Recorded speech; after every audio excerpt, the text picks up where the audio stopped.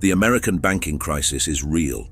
The recent wave of massive layoffs serves as a stark confirmation of this harsh reality.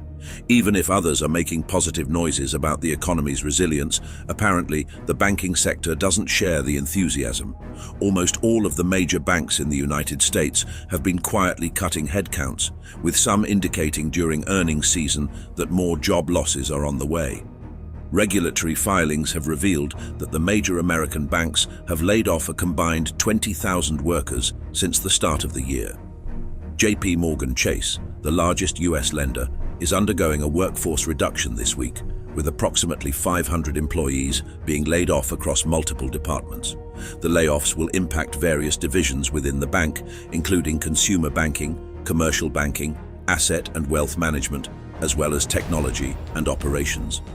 These reductions reflect the bank's ongoing efforts to optimize its operations and adapt to evolving market conditions. In a separate development, it is reported that JPMorgan is also reducing the workforce of First Republic Bank, a financial institution it recently acquired after the latter's failure.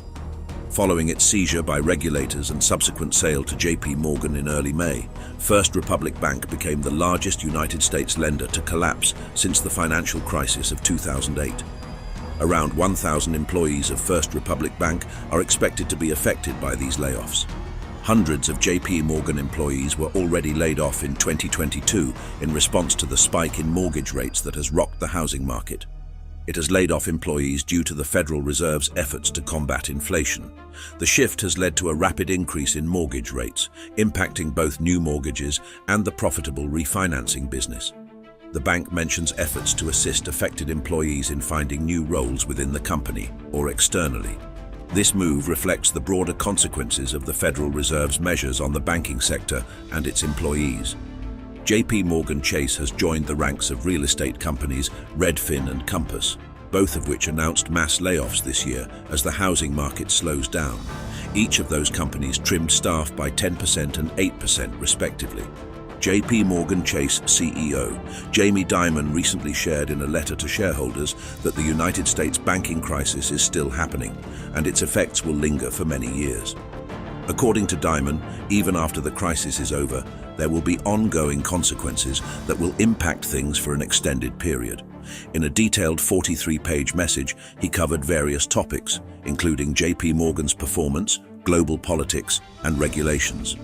Their shares have also fallen almost 3% this year as of the stock's previous close. Recently, in a concerning incident, an Illinois man reported a significant loss of $236,000 from his JPMorgan Chase savings account.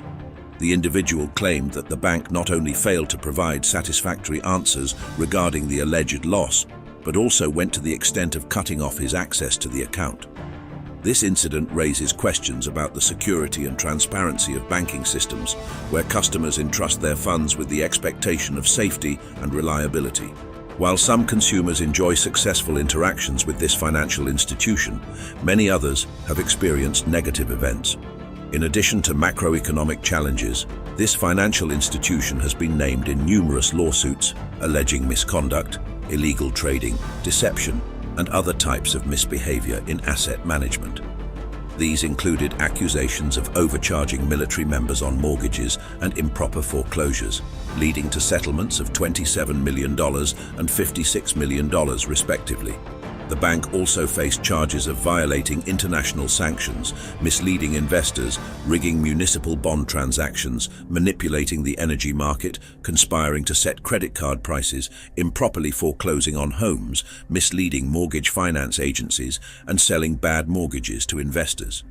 Settlement amounts ranged from $88.3 million to a significant $13 billion, reflecting a pattern of alleged misconduct and regulatory violations, with repercussions felt across diverse aspects of the bank's operations during this period. The rise of digital banking and fintech competitors has disrupted traditional banking models.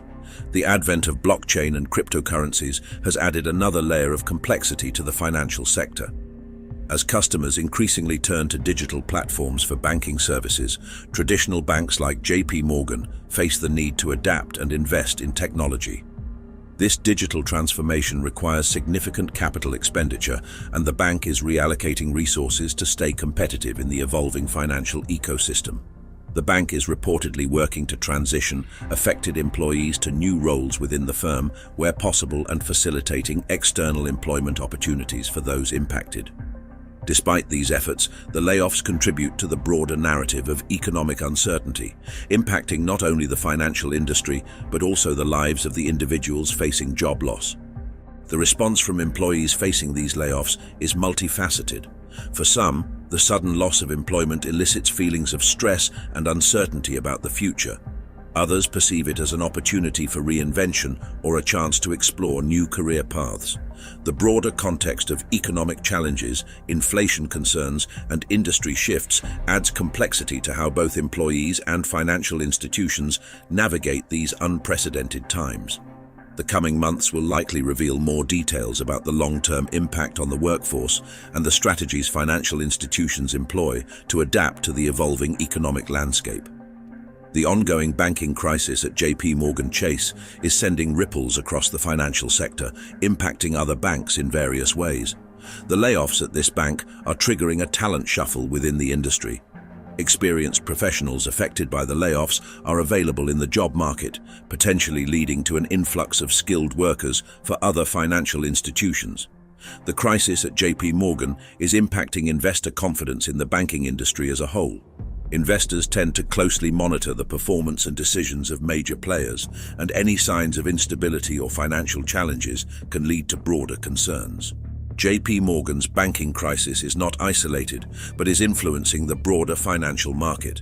The interconnected nature of the banking sector means that challenges faced by one major institution can have cascading effects, impacting talent dynamics, investor sentiment, and industry strategies across the board. Other than JP Morgan Chase, Citigroup has done massive layoffs as part of CEO Jane Fraser's corporate restructuring plan. The cuts are announced daily and include chiefs of staff, managing directors, and some lower-level employees. The restructuring, known as Project Bora Bora, is in line with Fraser's plan to improve Citigroup's performance, streamline operations, and align the structure with the strategy. The bank has faced challenges, including a stock slump and increased expenses. The full extent of job cuts is yet to be determined, but it is expected to impact at least 10% of workers in various business segments. The bank's top-down review of its organizational structure has covered only about 1% of positions so far, or around 2,400 jobs out of a total of 240,000. Their CEO aims to complete the process and resulting layoffs by the end of March 2024. Citigroup is in a bit of a pickle due to its involvement in a big accounting scandal tied to Steinhoff International Holdings NV, a big retail company in South Africa. Basically, Steinhoff had some major financial problems in 2017, with lots of shady stuff going on in their money reports. Citigroup, being one of the banks that loaned money to Steinhoff, is now potentially facing financial issues because of the scandal. This means Citigroup has lost money on those loans or got tangled up in legal problems related to its dealings with Steinhoff. All this uncertainty is making investors uneasy and contributing to Citigroup's stock not doing so well. This bank is also facing scrutiny as a London-based banker, Shafiq Chotani, who previously worked for the bank, won an unfair dismissal lawsuit against Citigroup in the United Kingdom. Chotani had been dismissed by Citigroup in 2018, and he subsequently filed a case claiming unfair dismissal and discrimination based on his Pakistani origin. Chotani, who had worked at Citigroup for more than a decade, argued that he was made a scapegoat by the bank for a $45 million financial loss. The tribunal ruled in his favor, stating that Citigroup failed to conduct a fair investigation and relied on a flawed process in terminating his employment. The tribunal also found that the bank had discriminated against Chotani based on his race and awarded him compensation. Following the tribunal's decision, Chotani expressed his desire to return to work for Citigroup. This development raises questions about the internal practices of the bank and the circumstances surrounding Chotani's dismissal. This financial institution has not publicly commented on the specific details of the case or on Chotani's potential reinstatement.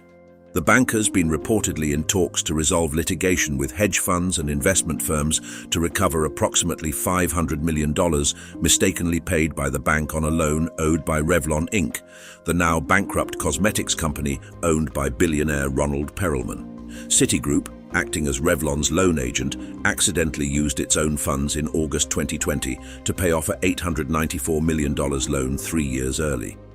Following the error, a federal appeals court deemed it improper to let asset managers, including Brigade Capital Management, HPS Investment Partners, and Symphony Asset Management, keep Citigroup's money. Citigroup and its former unit, Citi International Financial Services, were fined a total of $1.975 million by the United States Securities and Exchange Commission this year in September. The fine stemmed from allegations that both entities made securities recommendations to retail customers without adhering to disclosure obligations. The settlement, in which neither Citigroup nor its former unit admitted wrongdoing, resolved claiming that Citigroup violated Regulation Best Interest by electronically programming around 360,000 accounts to receive disclosures without obtaining proper consent from customers. As of the latest financial reports, Citigroup's third-quarter results showed low performance.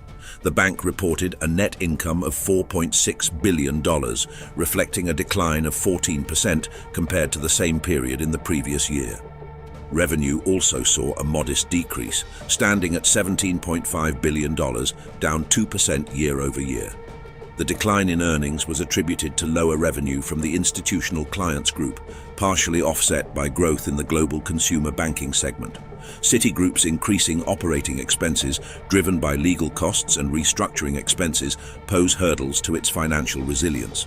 The efficiency ratio creeping up to 57.4% signals a need for the bank to carefully manage its cost structure amid evolving market conditions. The bank's provision for credit losses has decreased, indicating improvements in the credit quality of its loan portfolio, but the overall financial landscape remains challenging. Massive layoffs are expected in JPMorgan Chase and Citigroup in 2024 due to economic uncertainties and internal restructuring. Factors such as market changes and technological advancements are contributing to significant job reductions as these banks adapt to evolving challenges and aim for increased efficiency. Employees should be prepared for substantial workforce adjustments in the coming year. Comment down below on what you think, and leave a comment if you find value in the content we do on this channel. Hit the subscribe button for all the latest updates, and we'll see you in the next video.